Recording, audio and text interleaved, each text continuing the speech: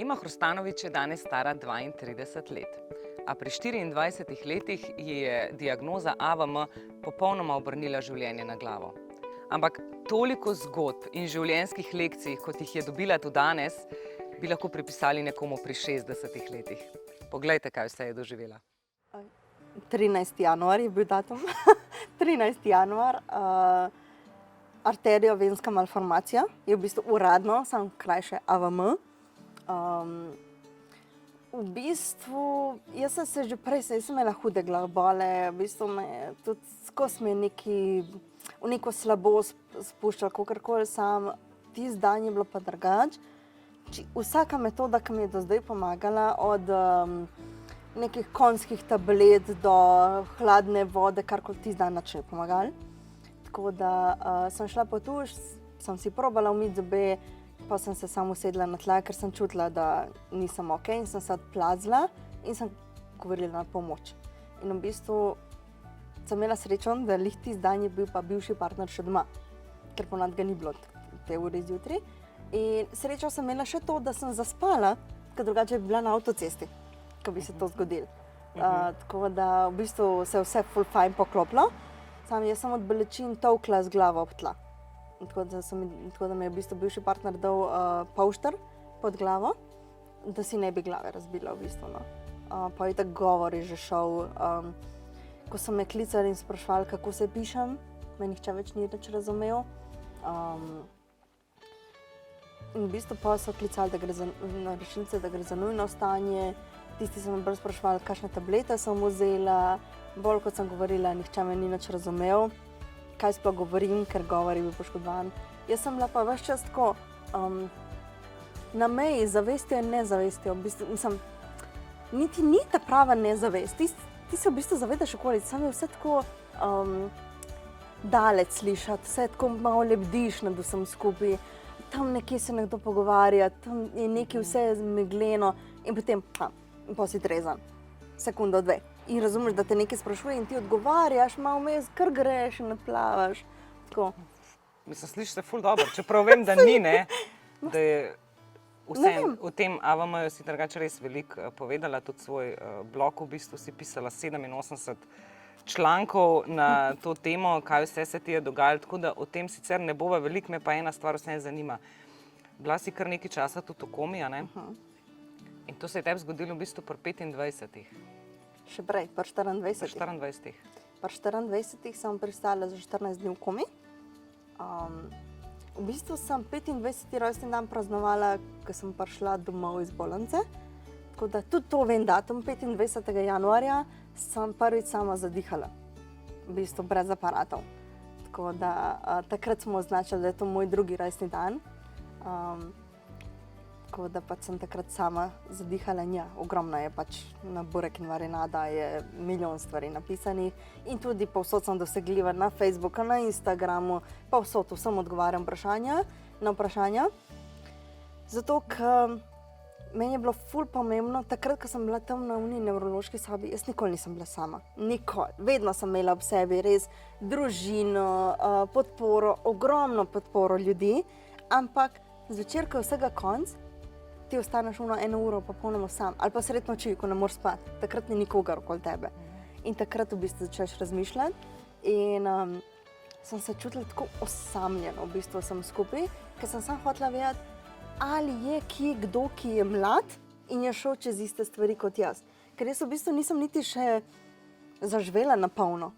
Ne vem, jaz nisem imela, ne otrok, nisem imela ne svoje hiše, nič nisem imela takrat. In mi je bilo, a je to? A je to konc? A sem zdaj v bistvu obsojena, da bom pač za zmeraj pri mami na posli?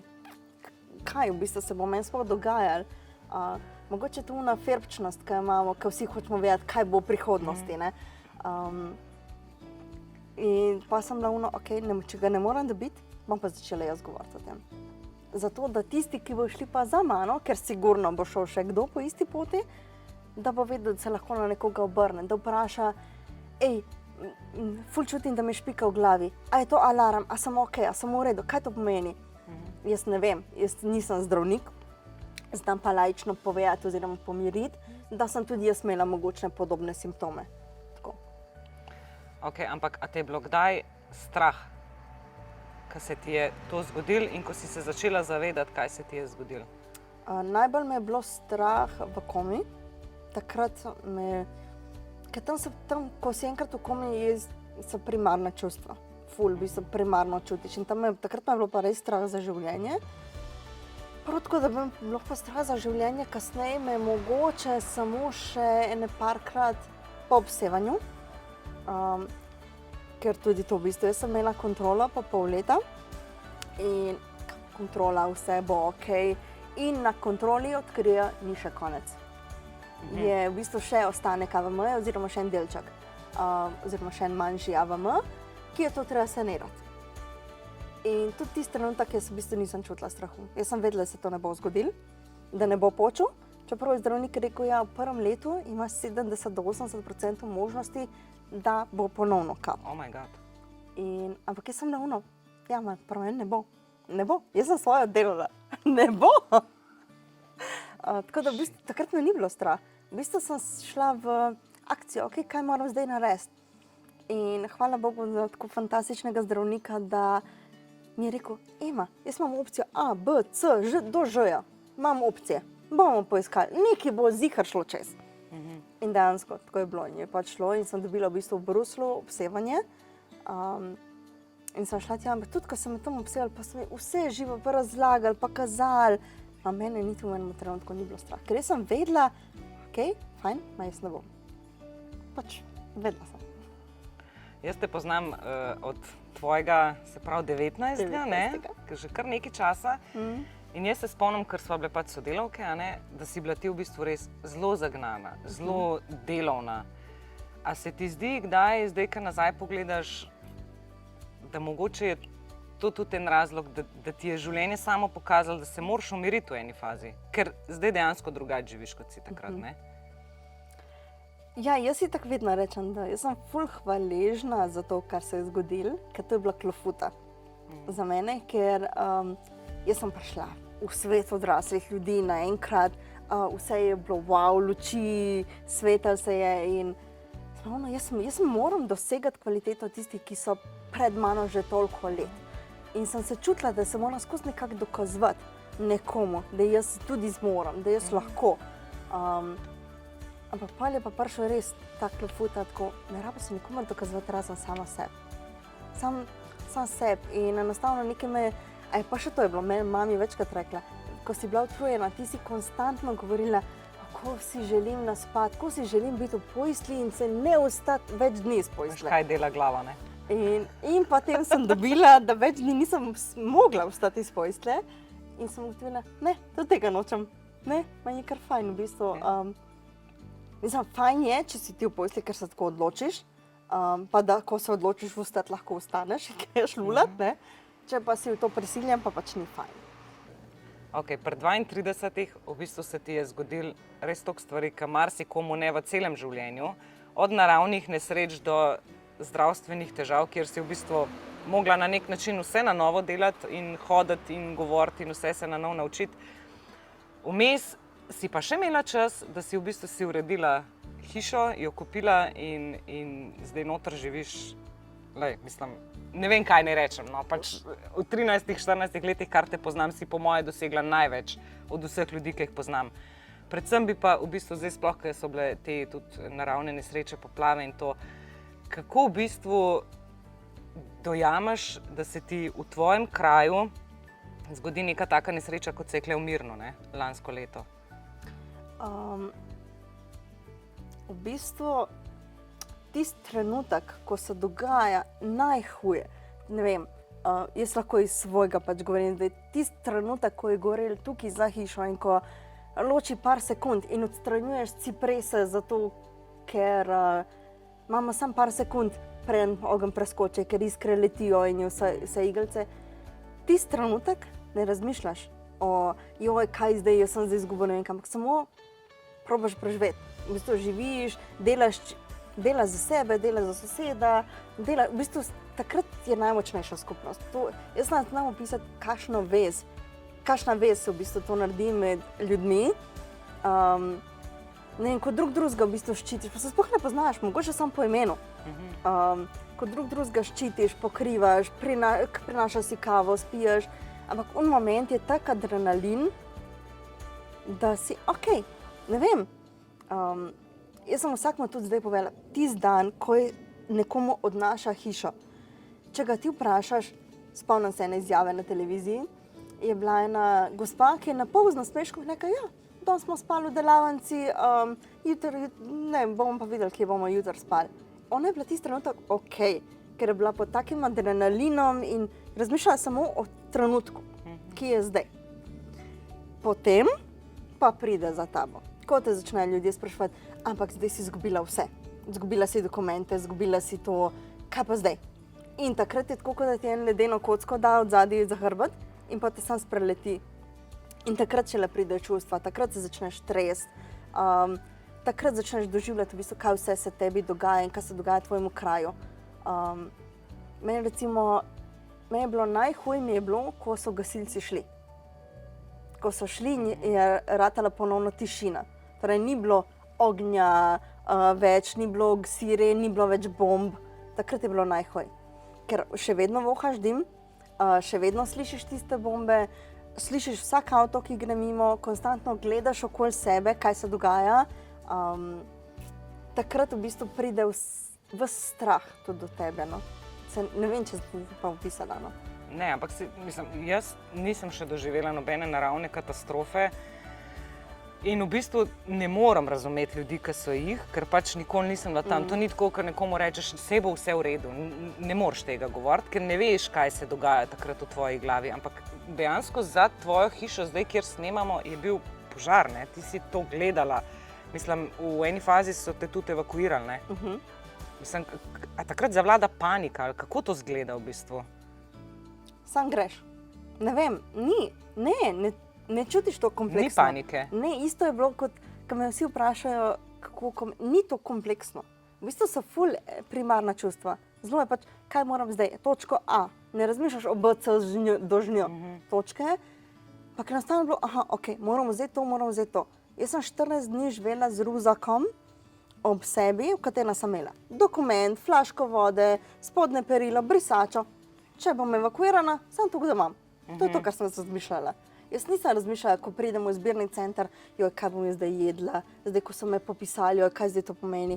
Pač priješ tja in on te vpraša, kdo si, kaj si, iz kje si, kaj rabiš in ti pač poveš, koliko je. In najpogostejši odgovor vseh nas, ki smo bili v zbirnem centru, je bil, ne rabim nič ne rabim. In si se samo v bistvu usedel tam in so ti prinesli pa sok, pa sendvič, ker ti si bil sam tam, vse je ok. In ne razmišljaš o tem, kaj se zdaj doma dogaja, ne? Ne, potem ja. Ampak tisti trenutek, ne.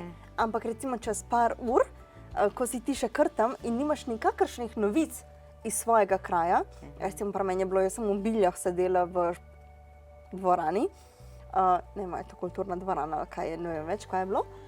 In tam, ko si ti par ur, brez kakršnih koli novic, ne veš, a boš šel nazaj ali ne, a tvoja hiša sploh še stoji ali ne, ne veš. Takrat te pa malo stisne, ker bi rad sam vedel. Ker imaš občutek, da če vem, da je ni več, se bom s tem vedela, kako se soočiti. Najhuje je ono, ko se moram soočiti z opcijo A, opcija B, opcija da je, opcija da ni, opcija da je malo poškodovana. Ti si je bilo najhuje, sam povej mi, da vem. Ja. In v bistvu zelo slohen način s tem, ko se meni to zgodilo, me je bilo vedno pomembno, samo povejte mi, kaj se dogaja. Da se jaz svoje misli fokusiram v eno stvar. In dejansko večina, s katerimi sem tukaj govorila tisti trenutek, nihče od nas ni skrbel. Nikogar ni zanimala materialna stvar, ne vem, ta opeka, ta zid, kakorkoli, ampak to je tvoj dom. So tvoji spomini, so neka tvoja čustva, tvoj švic, ko si gradil vse te stvari. In to je tisto, kar boli, v bistvu, da bo zgubo. Niti ne opeka, z opeko ti je vseeno. Ampak ti si v bistvu v tej fazi življenja, ko se je ta požar tukaj dogajal, bila že sama, ne? Ja. Jaz sem v bistvu ostala sama januarja, torej kaj pol leta predtem že. In sem bila čisto sama, v bistvu sem že začela renovirati hišo naprej in tako. Ampak kako pa recimo, se mi zdi, da ko si sam v enem taki stvari, kot je recimo neka naravna katastrofa, a ne, mogoče drugače gledaš, te je bolj strah, pa misliš si, joj, zdaj sem sam za vse, moram to, ne vem, zrihtati, moram zrihtati, kaj če res pride požar do sem, jaz bom brez hiše ostala. A je težje, kakor če še z nekom mogoče deliš te misli, ne? Ok, vse ste bili recimo sosedje povezani pa to, ampak vse je drugačne. Jaz mislim, da ja. Zato, ker tam si na kavču gledaš in sam s sabo razmišljaš. Nimaš nekega sogovornika, ki bi ti rekel, ja, lej, bomo pa naredili to in to. Nekoga, da še razmišlja s tabo o stvari, kaj bomo zdaj. Ko si sam, se pa dejansko si soočam s svojimi mislimi, s svojimi najglobljimi strahovi, za katere mogoče sploh ne veš, da jih imaš. In z nekimi mislimi, ki so ti bili v bistvu nekako dani v glavo, ker sploh nisi razmišljal, kot je, ne vem, zdaj si izgubil vse dokumente, kaj boš zdaj. In zdaj pol te začne tisto obremenjevati in ne moreš spati zaradi tega. Jaz v njih 14 dneh, kar so bili požari, ne vem, če sem spala po 15-20 minut na noč. Tako, to je maksimum, kar sem se mogla spala. Zaradi strahu ali zaradi vonjav, ker se je dim pač širil čez celo vas ali zakaj? Znotraj mene je bil vse nek strah, ker je bil strah, jaz sem gluha na eno ušes. To je posledica Tako, AVM-ja. posledica AVM-ja, jaz sem gluha. In jaz sem imela konstantno strah, kaj če bo sred noči evakuacija, jaz bom spala in ne bom slišala.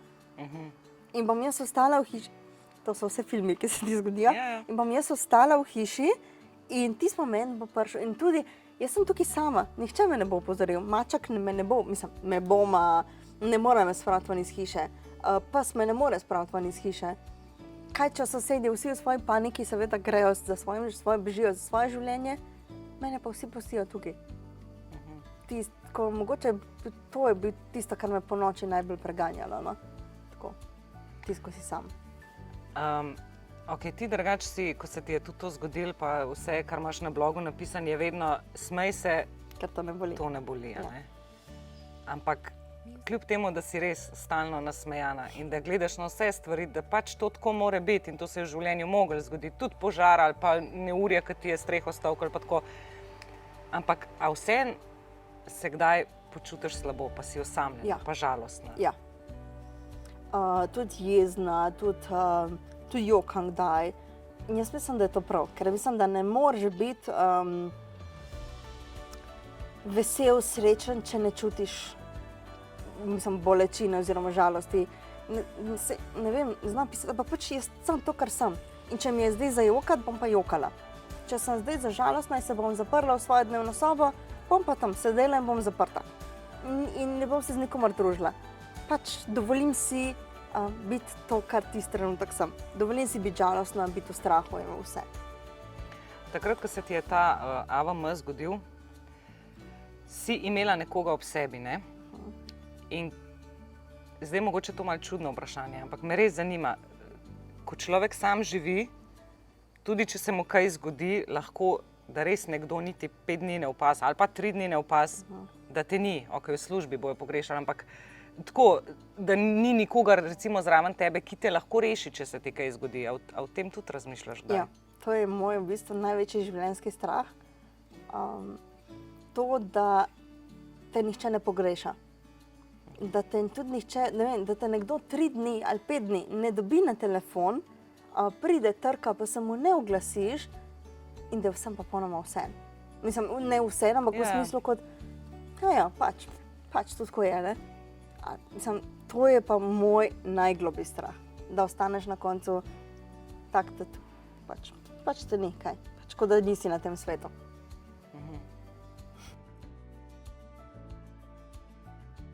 Ampak prejšnji partner je šel v bistvu s tabo skozi ves ta proces zdravljenja, od kome do na nov se učiti, govoriti, hoditi. Dejansko je poznal vse različice tebe do danes. In ti si danes popolnoma drugačna, kot si bila recimo pri 24, ko se ti je to zgodilo. A te kdaj razmišljaš o tem, kakšnega partnerja sploh jaz lahko zdaj dobim, oziroma kakšnega sploh želim dobiti? Kako na partnerstvo zdaj gledaš, recimo? Zdaj sem že malo napredovala. Na začetku, ko je bil razhod, mi je bilo grozno, poleg tega, da zgubiš najboljšega prijatelja in pač partnerja, s katerim si, mi je bil tisti trenutek točno to, On me je videl v najslabši obliki, oziroma tisti ta res težki obliki in je videl, koliko sem jaz napredovala. Kdorkoli nov bo prišel zdaj, bo videl, kaj mi manjka. Bo videl, ne vem, kako imam kriva usta, kako je to, kako me zanaša, ko hodim, kako ne znam lepo postrešiti. Take neumnosti. To je tisto, kar mi je šlo na začetku tega samskega življenja čez glavo.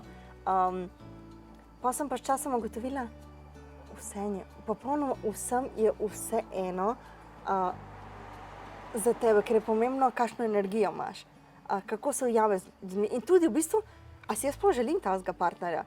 A si jaz želim nekoga, ki bo sedel nasprot mene in rekel, veš, kodiček ust ti malo krivo stoji. Veš, tisto oko imaš malo bolj odprto kot drugo. Ne želim si tega. Jaz definitivno si želim partnerja, ki se bo z mano in smejal in joku, ali pa pač tudi tiho. Nekoga, s katerim sem lahko tiho. In je čisto ok. In ni tiste neprijetne, joj, kaj zdaj moram povedati, kakorkoli. Tako da definitivno sem v bistvu zdaj zrasla v to, da vem, kaj želim, kakšnega partnerja želim. Okay, a se kdaj vprašaš, zakaj se to dogaja meni? Recimo, in ko se ti je AVM zgodil, in požar, in poplava, in se vprašaš kdaj? Fulkrat. Sploh na začetku sem imela ful pogosto tisto, zakaj jaz? Zakaj lih jaz? In potem sem slišala, da enega je rekel, zakaj pa ne ti? Zakaj? Recimo bi jaz prvošla to tebi, da se to tebi zgodi. Ne vem, zakaj ne jaz? Ker jaz vem, da se jaz zmoram s tem spopasti. In jaz vem, da se vse zgodi z razlogom. Razloga ne poznam, nimam pojma zakaj. Sčasoma že vidi, zakaj je to nekaj bilo potrebno. Isto kot AVM. Sčasoma sem ugotovila, da je to zato, da sem spremenila življenje, da sem zdaj tle, kjer sem in da sem srečna in to. Zakaj sem šla narazen z dolgoletnim partnerjem? Takrat mi je bilo grozno. Zdaj vidim, da zato, da sem raziskala sebe, da sem raziskala, kaj meni všeč, da jaz zdaj živim s polnimi pljuči še naprej, ker bi verjetno v življenju šlo čisto v drugo smer, če bi še vedno ostala. Zakaj so se zgodili te požari, poplava? Ne vem še. Ko bom zvedla, bom pač vedela. Zdaj še ne vem. Se ti zdi zdaj, glede na to, kaj vse se ti je zgodilo, v bistvu, pa gledaš ostale ljudi okrog sebe, kako razmišljajo, se ti zdi, da se včasih ljudje čisto preveč ukvarjamo z nepomembnimi stvarmi?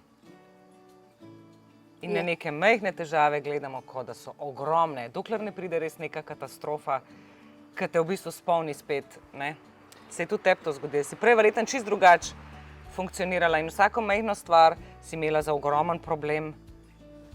Točno to, ampak po eni strani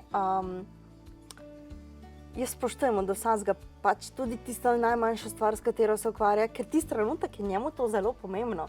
Meni mogoče ni.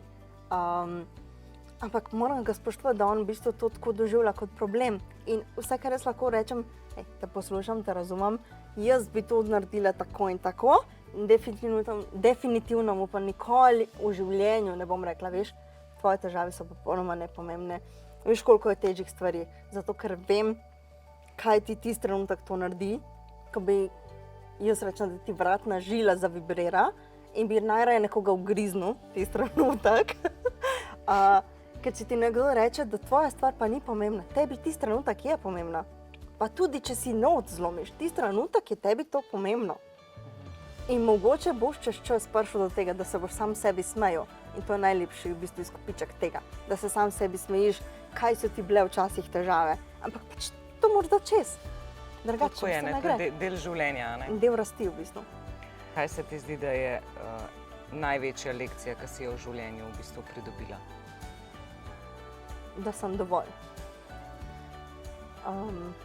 Moja največja lekcija je to, da sem dejansko dovolj taka, kot sem, da ne rabim biti bolj uspešna, še bolj bogata, še lepša. Taka, kot sem fantastična. Rastem. Jaz sem vsak mesec drugačna. Pa ne sam, ne vem, lasje, frizura, ne vem kaj. Vsak mesec, vsak na tem planetu je drugačen, ker doživi neke stvari.